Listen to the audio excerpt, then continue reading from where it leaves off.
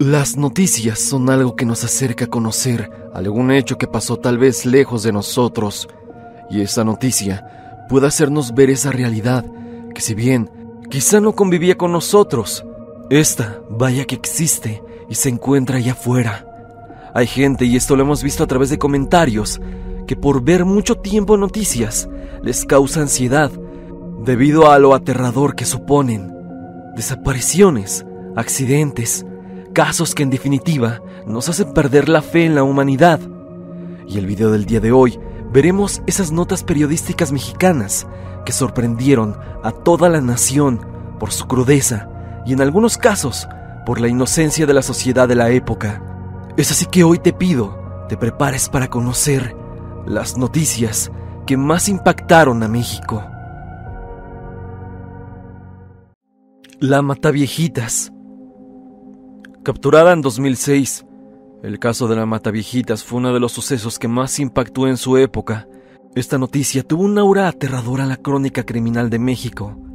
Y es que Juana Barraza Samperio, conocida por este sobrenombre, se convirtió en uno de los personajes más infames del país debido a su participación en una serie de ultimaciones de mujeres mayores en la Ciudad de México.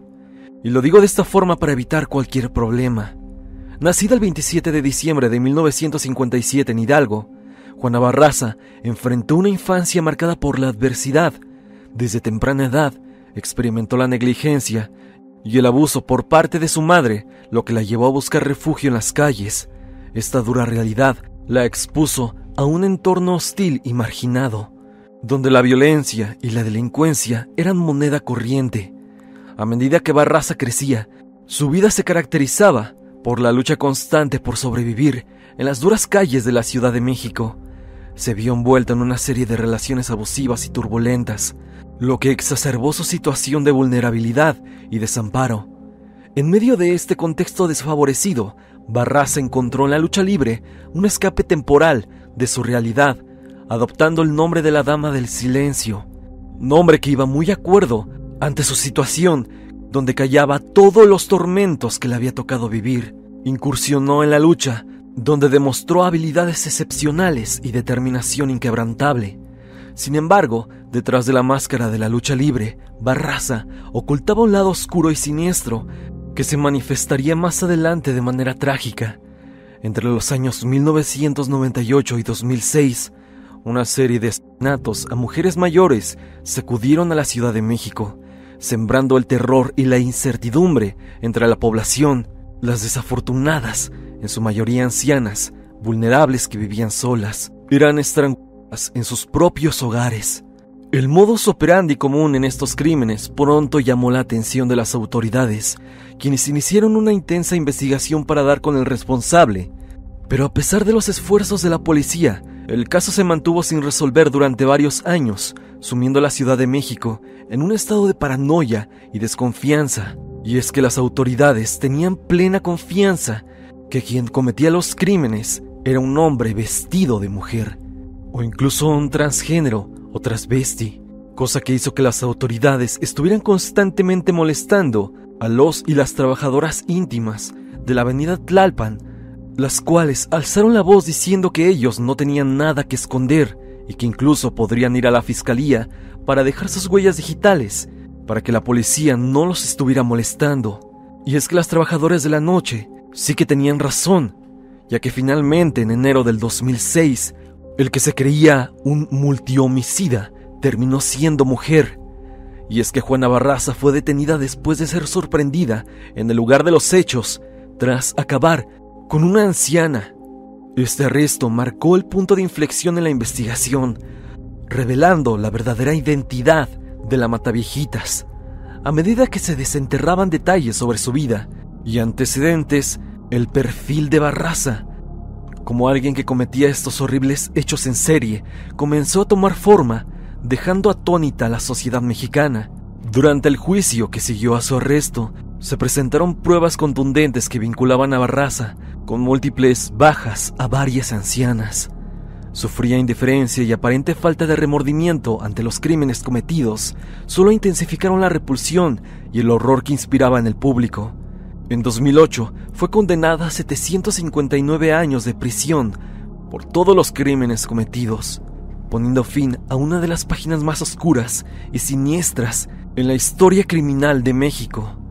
Si bien a lo largo de estos años hemos conocido la historia de Barraza, sabiendo que perdió a su hermano mayor de una forma brutal y que su madre era alcohólica y la cual la regalaba, entre comillas, al mejor postor para que hombres mayores se propasaran con ella. Esto simplemente a cambio de cervezas. Esto lo sabemos gracias a sus propios testimonios. Incluso ella llegó a comentar: cuando tenía 11 años, mi mamá le dijo a un señor que era joven.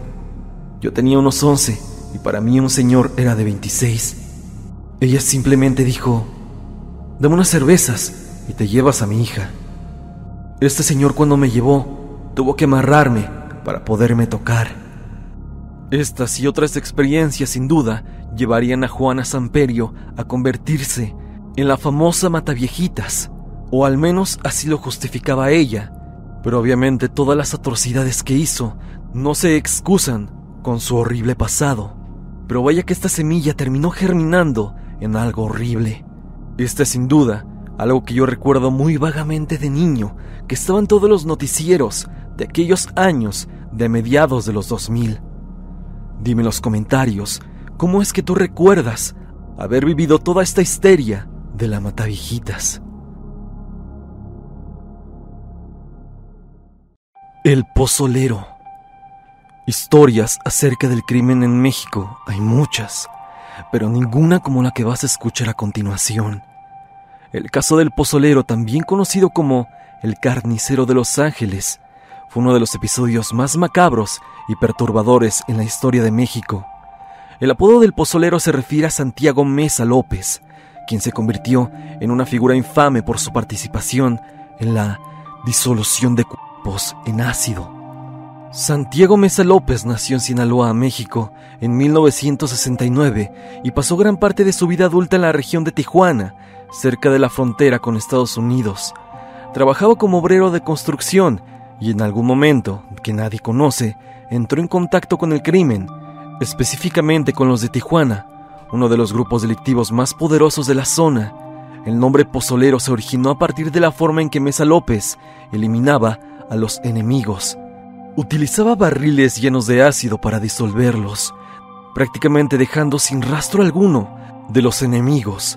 Este método brutal y despiadado se convirtió en una de las marcas registradas de la violencia desatada en México. El caso del pozolero cobró notoriedad en enero del 2009, cuando las autoridades mexicanas detuvieron a Santiago Meza López después de una extensa investigación. Su arresto reveló detalles escalofriantes sobre su participación en la maquinaria de ese grupo delictivo en específico de Tijuana. Durante el interrogatorio y el proceso judicial, Meza López confesó haber disuelto cientos durante varios años, contribuyendo así al encubrimiento de numerosos crímenes cometidos por esa célula delictiva. Su confesión arrojó luz sobre la magnitud de la brutalidad con la que se operaba en México, así como de la complicidad de personas comunes en los horrores perpetrados por el crimen. El juicio de Santiago Meza López atrajo la atención internacional debido a la forma tan espeluznante de su crimen y la brutalidad con la que actuaba. En 2011 fue condenado a 10 años de prisión. Sin embargo, esta sentencia fue criticada por ser considerada insuficiente en comparación con la gravedad de sus crímenes. Según sus propias palabras, el pozolero desapareció literalmente de la faz de la tierra a 300 aproximadamente. Él contaba que una persona tardaba alrededor de 24 horas en simplemente desvanecerse por completo, y una vez que llegaba a ese punto, lo que quedaba del ácido lo vertía en un terreno baldío. A el pozolero lo ingresaron al Centro Federal de Readaptación Social en Juárez, Estado de México, para concluir con el caso. Fue hace no mucho, en marzo de este año, que Santiago recibió una segunda sentencia, esta vez de 30 años, dejando así el pozolero en la cárcel por un tiempo más. Esto, si lo recuerdas muy bien, impactó enormemente a la sociedad mexicana, la cual apenas, y esto lo digo de manera muy triste, ya se estaba acostumbrando a escuchar esta clase de atrocidades. El niño solitario. Lamentablemente, a lo largo de los años han existido casos de niños que, ya sea por cuestiones de la vida, o por una pésima educación, o porque incluso se vieron obligados, terminaron metidos en el mundo del crimen. Uno de los casos más conocidos es el de las Ponchis. Edgar Jiménez Lugo. Edgar nació el 17 de marzo de 1997 en San Diego, California, pero creció en México, específicamente en el estado de Morelos. Edgar fue reclutado por un grupo criminal a una temprana edad y se le utilizó para llevar a cabo actos extremos que puedes imaginarte que se hacen en un grupo criminal de estos. Se hizo conocido por su apodo el Ponchis. A pesar de su corta edad, Edgar estuvo involucrado en diferentes asesinatos y actos violentos en nombre del grupo criminal. El día 4 de diciembre del 2010, Edgar, el Ponchis, fue detenido por militares al intentar ir de viaje. Él fue detenido en el aeropuerto y tras su detención podemos encontrar, incluso aquí en la plataforma, un metraje que registra la interrogación por parte de los militares. Gracias a este video se saben datos turbios como lo son la edad a la que empezó a delinquir y sobre todo cómo fue su origen en el crimen y por qué hacía lo que hizo. A el Ponchis lo capturaron con 14 años de edad, pero según la entrevista, comenzó su historial delictivo a los 12 años. Lo más inquietante del caso fueron las numerosas personas que se llevó, que según palabras, fue de 4. Esto sin duda en su tiempo fue noticia e impactó a México, ya que revelaba algo que no muchos sabían: la captura de pequeños, de niños, para enlistarlos en las filas del crimen y así irlos educando, entre comillas, para que sean un soldado muy bueno de tal o cual grupo criminal. Caso Mijangos. Lo que estás por escuchar a continuación es uno de los casos que más impactó al país. Se dice que la autora intelectual de este trágico suceso fue manipulada por entidades desconocidas, inclusive demoníacas. El caso de Claudia Mijangos, conocida como la Hiena de Querétaro, fue un trágico suceso que se remonta al 24 de abril de 1989, cuando ocurrió un incidente desgarrador en su casa en Querétaro. En medio de un episodio psicótico, Mijangos perpetró un acto de violencia que marcó profundamente la sociedad mexicana. Durante esa fatídica noche, Mijangos acabó con sus 3 hijos, 2 niñas de 11 y 9 años y un niño de 6. El contexto de este crimen atroz revela lo complejo que puede ser la mente humana y la influencia de las enfermedades mentales en el comportamiento de una persona. Informes psicológicos posteriores revelaron que Claudia sufría de epilepsia y trastorno de personalidad paranoide, lo que la sumergió en un estado psicótico en el momento del crimen. A su vez, varios familiares y amigos expusieron que ella empezó a tener muchos problemas, sobre todo con su esposo, del cual se había separado en ese mismo año, y algunos creen que fue debido a sus problemas psicológicos. Fue que a pesar de su estado mental, Mijangos fue condenada a 30 años de prisión por sus crímenes. Durante su encarcelamiento cumplió su condena en un hospital psiquiátrico donde recibió tratamiento y rehabilitación. Algunos argumentaron que la sentencia era excesiva dada su condición, mientras que otros abogaron por la justicia, por los pequeños que eran sus propios hijos. El 24 de abril del 2019, tras cumplir su condena, Mijangos fue liberada del hospital psiquiátrico. Su liberación marcó el comienzo de un nuevo capítulo en su vida, uno marcado por un crimen atroz y una redención y paz en medio de la oscuridad de la que había consumido durante tanto tiempo. Y no solo eso, sino la huella imborrable de lo que ahora simplemente era la Hiena de Querétaro. Y se le dijo hiena, ya que este tipo de animales terminan con sus propios cachorros de su clan. Un apodo más que escalofriante, si me lo preguntas. Pero en el caso de la señorita Claudia Mijangos, se supone que llevó a cabo esto porque voces en su cabeza se lo indicaron. Un caso muy parecido a lo ocurrido en Amityville, en donde el perpetrador llevó a cabo su hazaña porque también escuchó voces que le indicaban que debía acabar con su familia. Es por esto mismo que muchos investigadores paranormales creen que hubo algo maligno y paranormal detrás del caso de la señorita Claudia. Y asimismo, muchos otros comparten estas historias, tanto el caso de Mijangos así como el de Amityville, y dicen que se tratan de demonios que poseen a las personas para llevar a cabo estos actos tan atroces. Muchos dicen que se tratan de enfermedades mentales, y no niego que pueda ser así, y puede que sea lo más factible, pero también hay otros que insisten y creen que esto fue algo más allá, en donde lo desconocido, una vez más, hizo acto de presencia en nuestra realidad. Del lugar de los hechos se habla bastante y cuentan que por la noche se escuchan gritos desgarradores de sufrimiento. Algunos cuentan tal cual que han escuchado cómo se replica el trágico incidente una y otra vez, en donde el sufrimiento de los pequeños vuelve a la vida una vez más, destinados a repetir su historia en lo que parece un bucle sin fin. Iván Ponce, uno de los vecinos, una persona que vive al lado de la famosa casa, cuenta que lo mencionado es real. Él relata que todo lo contado alrededor de la casa Mijangos es cierto. Tal parece que la casa situada en Querétaro quedó maldita tras lo sucedido aquel 24 de abril de 1989. La curiosidad de las personas por este caso fue tal que se metían a la casa abandonada, muchos para hacer vandalismo, muchos otros con el objeto de presenciar lo que las leyendas decían. Pero esto mismo tan solo nos indicaba que esto fue algo que impactó a México en muchos niveles, y sobre todo a la sociedad queretana, que se habla que en ese tiempo no estaba acostumbrada a escuchar acerca de esta clase de crímenes. Te puedo decir que el revuelo mediático fue tan morboso que incluso programas de televisión que exponían casos paranormales, tales como Extranormal, lograron grabar por la noche los interiores de la zona, logrando captar supuestamente manifestaciones paranormales. Se cuenta que también se llevaron a cabo misas negras, razón por la que creen que la energía se mantiene en el lugar por los actos tan turbios que llevan a cabo algunos cultos en el interior de la casa.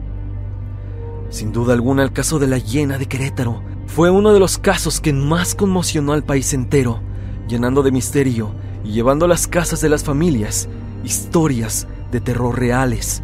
¿Será que las almas de aquellos infantes llegan en aquella locación penando por su deceso? Sea como sea, si es que esto existe, espero que hayan logrado trascender y, lo más importante, logren perdonar a su mamá por lo que les hizo. Estoy hablando en el terreno sobrenatural.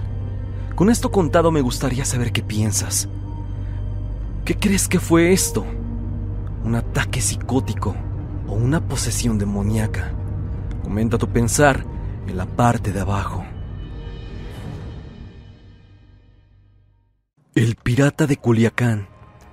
Me atrevo a decir que lo que estoy por contar cambió la perspectiva de cómo es que se habla acerca de los grupos delictivos en México, y sin duda hizo que bastante gente cuidara sus palabras acerca de lo que se cuenta en internet. Esta noticia impactó a México porque todos conocíamos a ese joven que subía constantes videos a redes sociales, a veces haciendo todo tipo de ocurrencias sin sentido, y otros videos embriagándose hasta perder la conciencia. Recuerdo muy bien que la forma en cómo la gente percibía al pirata de Culiacán era de forma negativa. Hacían comentarios despectivos y sobre todo en que se pusiera a hacer algo de provecho. Pero las circunstancias en las que él había nacido, sin duda, lo iban a llevar a tomar malas decisiones. El camino del pirata de Culiacán, sin duda, se estaba yendo en picada, pero nadie se imaginaría que terminaría de la forma en que lo hizo. En diciembre del 2017, y en una de sus habituales borracheras, quién sabe si impulsado por sus amistades, entre comillas, el pirata se proclamó de manera negativa en contra de un líder muy pesado del mundo del crimen. Las declaraciones obviamente eran fuertes, y esto era algo que comúnmente hacía. Siempre hablaba mal y le tiraba a muchísimas personas, pero sin duda alguna, de este no debía de hacerlo. Fue el 18 de diciembre del año 2017, días después de este video que te acabo de mostrar, y mientras andaba con el youtuber Hot Spanish, que algo pasó. En cierto momento el pirata decidió ir a un bar en Zapopan, Jalisco, llamado Mentados Cántaros. Esto para pasar el tiempo con sus amigos, según testimonio de varios acompañantes que estaban en el bar, incluido Hot Spanish. En cierto momento, simplemente estaban sentados y el pirata se encontraba cerca de la entrada. De pronto, se escucharon varias detonaciones que estremecieron a todos los que estaban en el bar. Hot Spanish, así como otros youtubers que estaban con él, se tiraron al piso y se cubrieron. Todo esto en menos de un minuto, según cuentan. El resultado de ese estremecedor sonido lo conoces muy bien. El pirata había pasado mejor vida. En el momento todo fue duda. No sabían por qué había pasado esto, pero fueron los internautas que fueron ligando las declaraciones del pirata con su triste final y dieron con las presuntas causas de que llegaran a acabar con él. Este hecho impactó mucho a todos los internautas mexicanos del año 2017, ya que jamás se imaginarían que el pirata podría terminar de esta forma. Nadie quiso investigar más de lo debido. Las autoridades hablaron de las declaraciones del pirata, asociándolas directamente con que probablemente fue un ajuste de cuentas. En esos momentos se empezó a desvelar la historia del pirata, un chico que fue abandonado por sus padres y dejado con su abuela, aparentemente sin rumbo, que encontró en internet la atención que no recibió de su familia, y una cosa lo llevó a la otra. Esto impactó a México, y aquella evidencia de aquello que lo llevó al otro mundo. No fue algo que quedó en la incógnita, así como con casos de cantantes de música regional que fueron ultimados, tales como Valentín Elizalde o Sergio Gómez, donde solo se tienen suposiciones de la causa que los llevó a su final.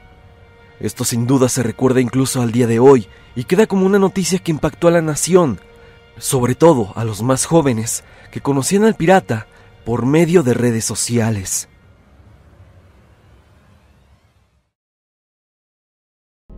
Hasta aquí el video del día de hoy. Espero que te haya gustado. Ya has conocido algunas de las noticias que más impactaron a México. Puede que algunas las recuerdes muy bien y que las hayas vivido de primera mano cuando estuvieron en tendencia en los noticieros mexicanos, y puede que otras las desconocieras por completo. Me gustaría que me dejaras en la caja de comentarios qué noticias podríamos abarcar en una posible segunda entrega. No te olvides de seguirme a través de redes sociales, especialmente en mi Instagram, para estar en contacto. Suscríbete y activa la campanita de notificaciones, en donde dice todas, para que no te pierdas de ninguno de mis videos. Sígueme también a través de Spotify para que me escuches mientras haces tus labores diarias. La música del video es por parte de Repulsive. Si te ha gustado, por favor, suscríbete a su canal. El link estará en la descripción. Sin más que decir, no te olvides que yo soy Stan y te deseo dulces pesadillas.